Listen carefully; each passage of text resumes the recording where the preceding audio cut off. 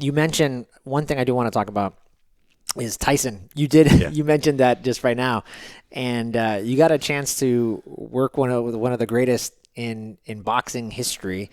It's got to be a surreal moment. I actually saw one of your posts that you posted on Instagram, and I just thought it's so funny, right? Because I hold you in such high esteem, and I know you're talented, and it was just so funny to read your post saying, like, I was so scared to even go talk to this guy, and I'm thinking, you're Brad Rowe, like, go talk to the guy, like, why not, right? And but can you kind of talk about that experience and how that all came about, and then we can kind of even talk about the new fit and the newbie and the electric stim that you do. So the same people that actually introduced me into the medicine world, they went into business with Mike and some other business ventures. By the way, how serendipitous is that? Do you just go back and look at, like, when people talk coincidences and stuff, it's always about, I feel like, aligning. The more I've been on this planet, it's about aligning with your truth, and the more I've aligned with my truth and been around good people, I just continue to find the right. They just come to me, right? So-called, right? Energy matches energy. Yeah. So they had went into business with Mike, and one day I'm at Gold's Gym training clients, and I get a text from my buddy Damien, and he's like, bring the newbie down to this address. You got to hook up Mike Tyson and Dr. Dre. And I'm in the middle of a client. I'm like, it was like a long time client. I'm like, you mind if I go? I'm like, I'll give you a free session. Yeah. He's like, yeah, sure. So I had a couple of the clients later on the day. So I go down to El Segundo, go walk into Mike's place, walk into Tyson Ranch, which is his old business, Tyson Ranch, the marijuana and podcasts and everything in there. Yeah. So Mike's sitting there on the couch smoking this huge joint. Dr. Dre is over like in the corner. I walk in, and this is when I was like full-fledged bodybuilding. I was in like off season, like 275 pounds. Wow. And I walk in, and Mike's like, who brought this big ass fucker in the room? And I'm like, oh God. And he's like, what do you have there? Because I got the newbie on the machine. Yeah. I got the cart with me. And I'm like, yeah, I'm going to help make your back better. I was like, all right. So I hooked Mike up. Now you already knew his back was messed up. No, I didn't know anything was going on. Mike, yeah, my buddy was just like, hey, Mike's back's, he texted me, Mike's back's screwed up. Can you just hook him up real quick? Yeah. So I brought him, I hooked him up, put him through a little, rehab session on his back and his shoulders, and just kind of hung out the whole rest of the day, like smoking weed with them. I canceled the rest of the clients. It was just like, once in a lifetime. When is that going to happen again? Right. Like, whatever. So the next morning, I thought that was like the end of it, one-off deal. The next morning, I guess Mike wakes up, and he was like, my back doesn't hurt so much. He's like talking to his wife. His wife's like, yeah, you don't remember that guy that brought the machine? He's like, what guy? What machine? She's like, you don't remember that huge Jack guy? He was so messed up on mushrooms and weed. And so I get a text. She's like, get a hold of him. Get him back. So I show up, and so I start working with him kind of consistently. Like we scheduled like 3 sessions a week. I'd come in and just work on his lower back, work on his shoulders. And this is right around the time that he decided that he wanted to come back and fight. He had already made that up his mind, like he was going to. No, this was kind of like he was kind of flopping around whether or not he was going to. And so finally he decided, all right, I'm gonna start training, until we find a good opponent. So one day I was like, Mike, let me hook you up before you go in the ring to show you what you can do. So he's like, all right. So I put him through a whole protocol where I warmed up his shoulders, his legs, his hips, got everything firing efficiently.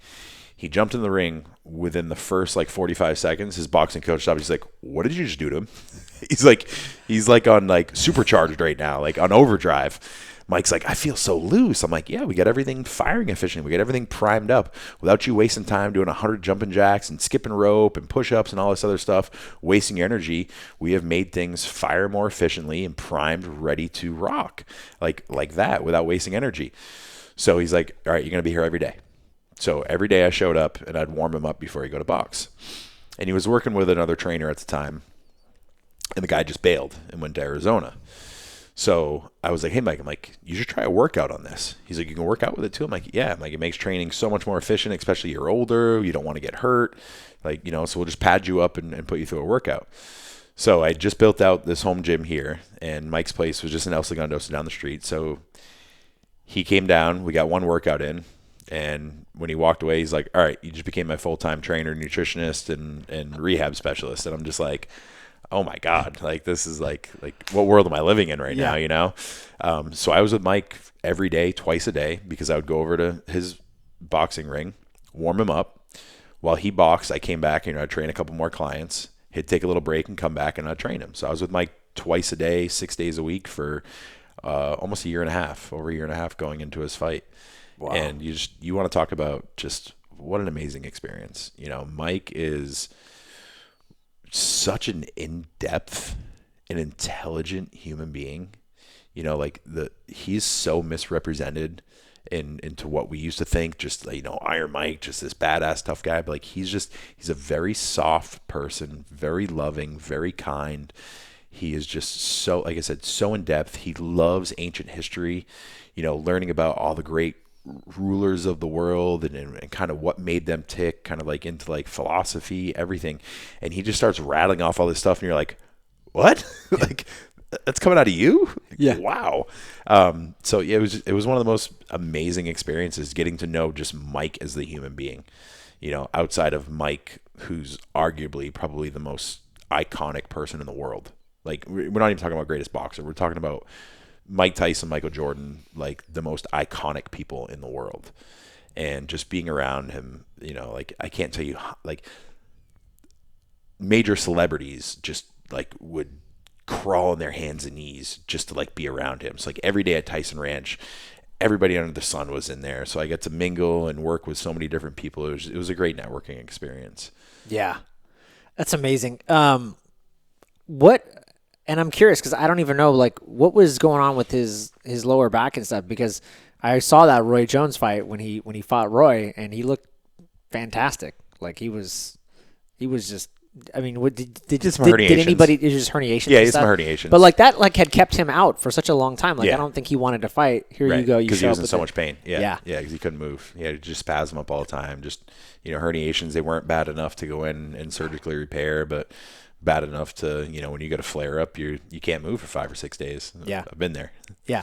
Is he any talks of him ever coming back again? I think he's done. Yeah. He's done. Yeah. Everything comes down to money, and I think there was some financial stuff that came out of the people that put on the fight, and so he was just like, I'm done with this shit. Yeah. I'm ready to just be an old man and do my podcast and enjoy life. What I'm curious, you mentioned a lot of good things, and I was going to ask you, what did you walk away just learning from him? Like you said, he's so deep, there's so much depth to him. Was there anything also just his work ethic, or did you see man, here's a guy? Because how old is he? He's he was 53 at the time. Yeah. And it's funny, as you're talking about him, I'm even taking away all the qualities of you. It's here's a guy who's has that warrior mentality, but also the soft side. Right. And I've never met him, but you always see him and you just think that's always been who he is. He's always had this soft side. I'm just a kid. I just want to be loved. Right. Well, but I'm also a killer. Right. But I know how to be a killer. But that's, because that's Mike's upbringing. You know, he's still very much this child that just needs love, needs someone to nurture him, because he never had that. He had to grow up in such a rough environment, that his protection of his childhood self was being the baddest man on the planet. And so it was just pure survival mode, and he's still trying to work through that, and his life is just, again, constantly based off validation from others, Yeah. And but yeah, I mean, the soft side of him, so